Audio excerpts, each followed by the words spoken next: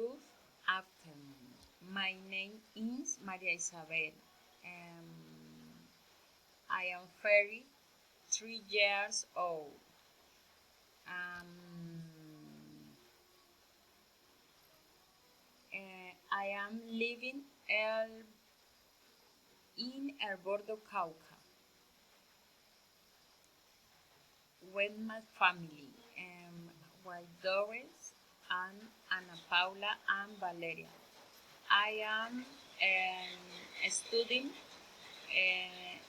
third semester business administration at UNAD University. I really like my career. I Easter was on vacation on the city of Popayán, meditating, enjoy with my family and friends. We had an incredible time for 5 days.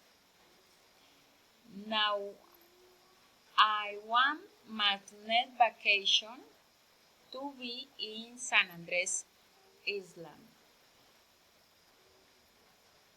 to celebrate my daughter Valerie 15th birthday. If God allows it and everything works out, we will go next year in April. Thanks.